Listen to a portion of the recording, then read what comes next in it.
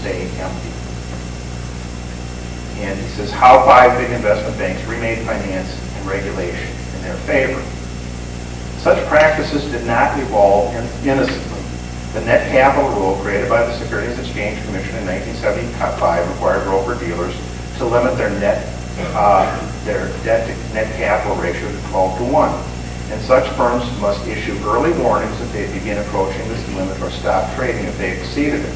So broker-dealers often kept their debt to net capital ratios much higher than 12 to 1.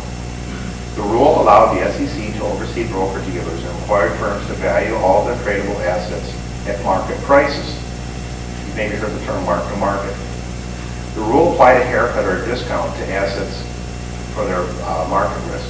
Equities, for example, had a haircut of 15%. So in other words, $100 stock, they had to value at 85. A 30-year Treasury bill, because it was less risky, had a 6% haircut. But in 2004, the SEC exemption, given only to 5 big firms which lobbied intensively for the exemption, allowed them to lever up from 30 to 40 to 1. So this is like, putting, $4,000 or $2,000 down on a $100,000 house. Go back to Henry Lewis.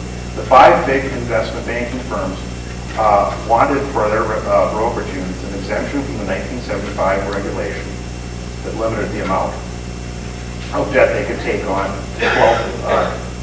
$12 for every dollar of equity. The debt to net capital ratio would and did unshackle billions of dollars held in reserves as a cushion against potential losses on their investments and trades. And the funds that were released from the higher leverage allowance could then be flowed up to the parent company, enabling it to speculate in the fast-growing but opaque world of mortgage-backed securities, credit derivatives, credit default swaps, and other exotic structured financial instruments that only highly trained mathematicians understand based on that are beyond the comprehension of most traders. This brave new approach, which all 5 qualifying broker-dealers, Bear Stearns, Lehman Brothers, Merrill Lynch, Goldman Sachs, and Morgan Stanley, voluntarily adopted, altered the way the SEC measured their capital. The 5 big firms, 3 of which became insolvent in 2009, led the charge for the net capital rule change to promote financial innovation, spearheaded by Goldman Sachs, then headed by Henry Paulson. Anyone hear of Henry Paulson? Who became the Treasury Secretary under George W. Bush 2 years later. So I'll go back to a chart here. Okay, so this, I'm sure you can't see this, I'll just interpret it for you. Again, prudently, it would be a 12 to 1 ratio, so that if something bad happened, you could handle it and not go broke. So, if you have a 100 to 1 ratio, okay, so if you have $1 of capital and $100 of debt, that means that if the assets in the firm change by 1%, you become bankrupt. Okay? Whereas the old ratio, things would have to drop at least 8% before the firm would go bankrupt. So here we have Bank of America. They levered up at the end of 2008. There were 39 times more debt than assets. Here's J.P. Morgan Chase, 29. Citigroup, 66 times. 45 times for Wells Fargo, 21 times for Goldman Sachs, 140 times by GE. GE is they're still rated AA-, and a change of less than 1% of the value of their assets made them technically bankrupt. GE financed, Jack Welch, they financed all of their business with short-term money because they could borrow at the money market at AAA rates, and they levered up to forever. Here's Morgan Stanley. So 35 to 1. So less than a 3% change in the value of assets would bankrupt all these countries on average. So look at there. GE, formerly rated AAA, leverage of 140. And then, again, to use the home down payment analogy with a leverage of 140, that would be like $714 down on a $100,000 house. Is it just me, or isn't that looking for trouble?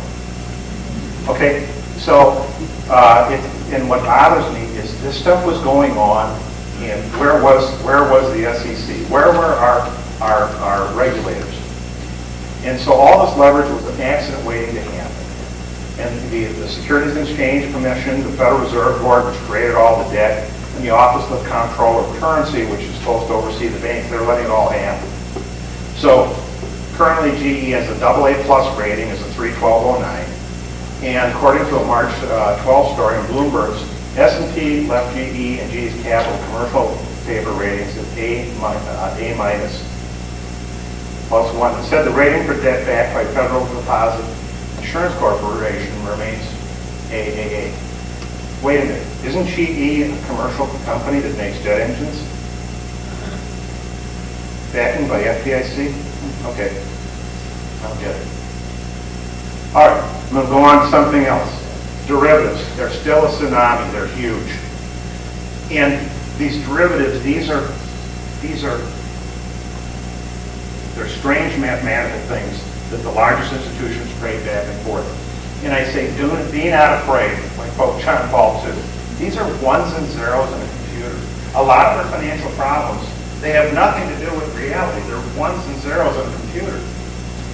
But they do make a difference, and they're at insane levels in our economy. You know, they're concentrated in a few large institutions and hedge funds. Okay, credit derivatives and other acts of standing. Okay, Chris Whalen, he works for a firm called Institutional Risk Analytics. He's a great guy. He's been a loud and persistent critic of the amount of risk that's gone on in the financial institutions. And he's just been especially verbal about the credit derivatives. Norio Rubini, you remember seeing him last fall when things were coming apart? He was Dr. Doom. Well, he praised him as one of the leading independent analysts of the U.S. banking system. He's a graduate of Villanova, and he has a personal website with a number of articles. And when I went to read him after, I'd seen him, a few times, and this guy's a truth teller and he understands what's going on. At the bottom of his website, it says, I don't know what happened. It says, all for the greater glory of God.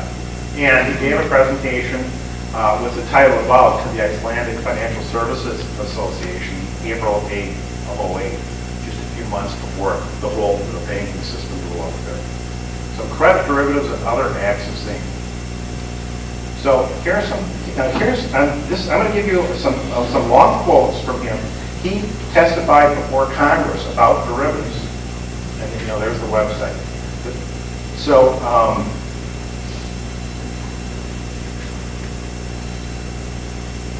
Okay, so here's what we have. Perhaps the most important issue that the committee understands is that the structure of the over-the-counter derivatives market today is a function of flaws in the business models of the largest dealer banks, including J.P. Morgan Chase, Bank of America, Goldman Sachs. These flaws are structural, have been many decades in the making, and have been concealed from Congress by the Fed and other regulators. And most important, the regulators who are supposed to protect the taxpayer from the cost of cleaning up this periodic loss events are so captive by the very industry they're charged by law to regulate as to be entirely ineffective. Now, this is the million-dollar quote. As the committee proceeds in its deliberations about reforming over-the-counter derivatives, the views of the existing financial regulatory agencies, in particular the Federal